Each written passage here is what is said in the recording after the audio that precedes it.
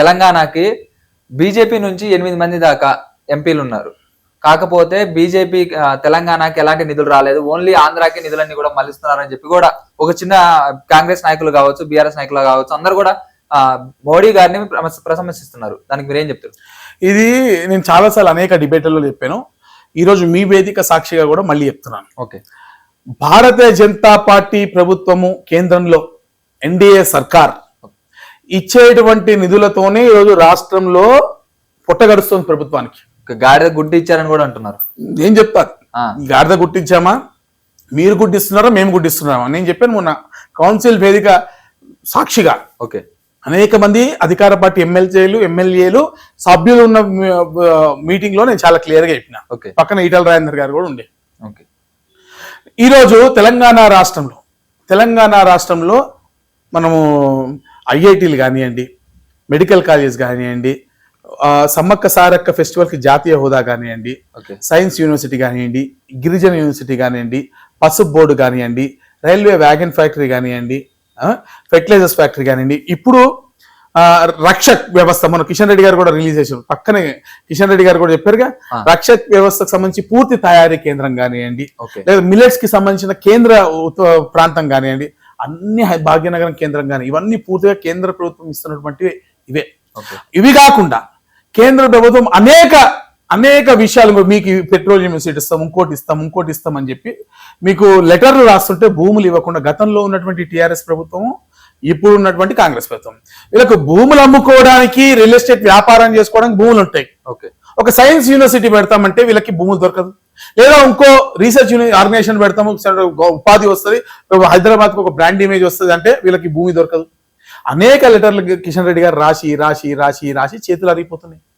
ఈ రోజు regional ring road 20,000 కోట్ల రూపాయలు పైచిలికే ఎస్టిమేట్ సరికి ఎంత అవుతుందో, ఇంక్లూడింగ్ ల్యాండ్ ఎక్విజిషన్ పూర్తిగా ఎందుకు కేంద్ర ప్రభుత్వం చేస్తోంది. MMTS phase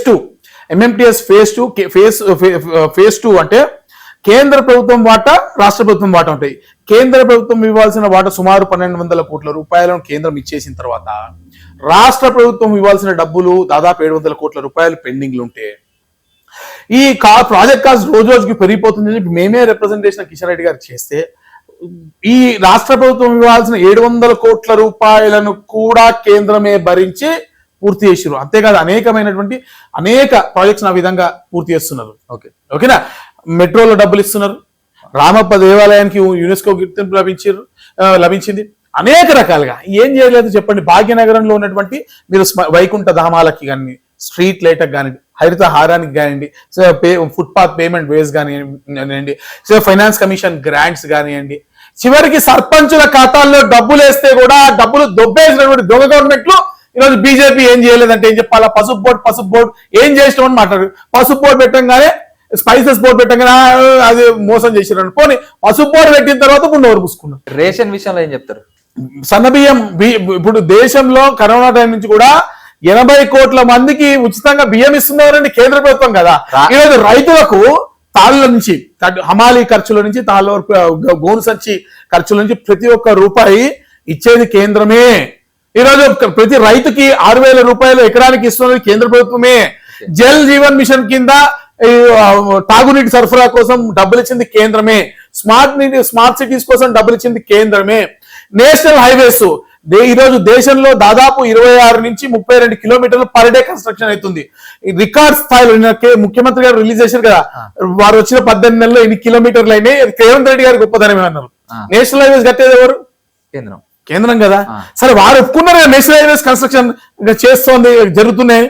national highways construction చేసేదైతే BJP కదా.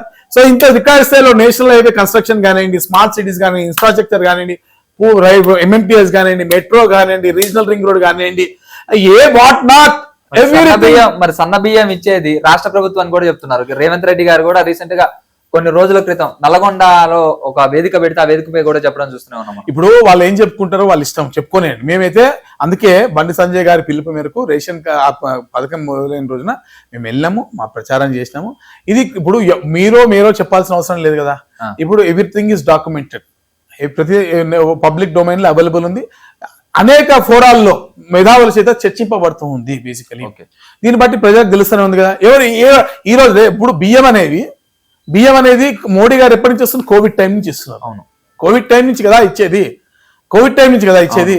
వీళ్ళు ఈ రోజు పథకం స్టార్ట్ చేసి మేము ఇస్తున్నాం అంటే ఏం చెప్తాం మనం? ఓకే. అవునా, ఎఫ్సిఐ ద్వారా ప్రొక్యూర్మెంట్ చేసుకొని పూర్తిగా అటు రైతులకు ఉపయోగపడేట్టుగా ఇటు ప్రజలకు ఉపయోగపడేట్టుగా పూర్తి స్థాయిలో డిస్ట్రిబ్యూషన్ సిస్టమ్ పైన, ఎందుకంటే ఇది ఫెడరల్ సిస్టమ్ లో సెంట్రల్ గవర్నమెంట్ కి మెషినరీ ఉండదు. స్టేట్ గవర్నమెంట్ మెషినరీని, అండ్ మెషినరీ అంటే అర్థం ఏంటి? ఆఫీసర్స్ కానివ్వండి, ఎవరైతే కలెక్షన్ చేయడము, గోడౌన్ లో పెట్టడము, వర్క్ చూడడము, ఇది అంతా మెషినరీ అంటారు, వ్యవస్థని. మెషినరీ అంటే మెషినరీ కదా అర్థం. మళ్ళీ కొంతమందికి తెలియక చూసే మెషినరీ కానీ మెషిన్ లేదురా బాబు అనుకోగలరు. మెషినరీ మీన్స్ వ్యవస్థ. ఈ వ్యవస్థని పూర్తిగా ఈ ఫెడరల్ సిస్టమ్ లో మన రాష్ట్ర ప్రభుత్వం చూస్తాయి కాబట్టి రాష్ట్ర ప్రభుత్వం ద్వారా చేస్తాం. అట్ ద సేమ్ టైం రాష్ట్ర ప్రభుత్వం జిహెచ్ఎంసీ వేయాలంటే జిహెచ్ఎంసీ ద్వారా చేస్తుంది. ఇది సిస్టమ్. అట్లా లోకల్ బాడీస్, మన డెమోక్రటిక్ సిస్టమ్ లో పార్లమెంటరీ వ్యవస్థ ఉంటుంది, ఆ తర్వాత స్టేట్ సిస్టమ్ ఉంటుంది, తర్వాత లోకల్ బాడీస్. ఈ మూడు చాలా ప్రధానమైనటువంటివి. ఈ మూడు లేయర్స్ ద్వారానే డెమోక్రసీలో ఉన్నటువంటి ఆపరేషన్స్ కూడా జరుగుతాయి. షేర్ చేయండి, లైక్ చేయండి, సబ్స్క్రైబ్ చేయండి. మరిన్ని వీడియోల కోసం బెల్ సింబల్ పై క్లిక్ చేయండి.